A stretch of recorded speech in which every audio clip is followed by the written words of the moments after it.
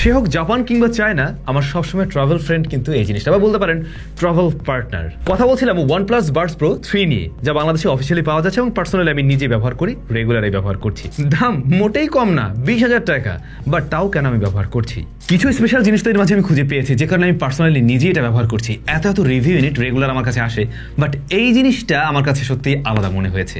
Number 1, এই জিনিসটা সবাইকে একরকম সাউন্ডের এক্সপিরিয়েন্স দেয় না। আপনার কানের স্ট্রাকচার এবং হিয়ারিং টেস্টের পরেই কিন্তু আপনাকে একটা সাউন্ড এক্সপিরিয়েন্স দেবে, মানে যেটা আপনার জন্য অ্যাপ্রোপ্রিয়েট। দ্বিতীয়ত আমার ভালো লেগেছে এর এনসি মোড, যেখানে আমরা 50 dB পর্যন্ত নয়েজ কাট করতে দেখি, জাস্ট কানে দেওয়া মানে লকড। হ্যাঁ, আপনি চাইলে ট্রান্সপারেন্সি মোড ব্যবহার করতেই পারেন, সেটাও কিন্তু খুব স্পেশাল ছিল। ট্রান্সপারেন্সি মোডটা আমরা নামে মাত্র দেখতে পাই অনেক TWS, বাট সত্যিই ওরা দারুণ কাজ করছে এবং এ কারণে দামটাও তো নিশ্চয়ই কম না।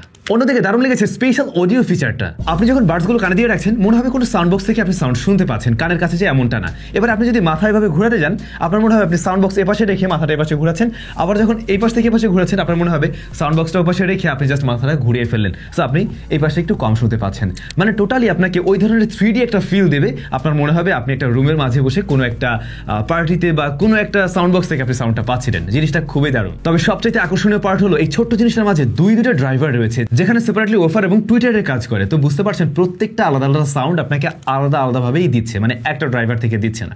সো প্রত্যেকটা সাউন্ডেই ক্রিস্টাল ক্লিয়ার টাইপের ছিল এবং পার্সোনালি আমার কাছে এই কারণে এই জিনিসটা ভালো লেগেছে। আর সেই সাথে ব্যাটারি ব্যাকআপ এবং এটার বিল্ড কোয়ালিটি। আর দেশের মার্কেটে যেহেতু অফিসিয়াল ওয়ারেন্টি পাওয়া যাচ্ছে, সুতরাং চিন্তা করলাম এটা নেওয়া যেতেই পারে। তবে আপনাদের কাছে কেমন লাগলো কমেন্ট করে জানাবেন। বেশ দামি জিনিস, যদি বাজেট থেকে আমি বলবো একবার ট্রাই করে দেখা উচিত।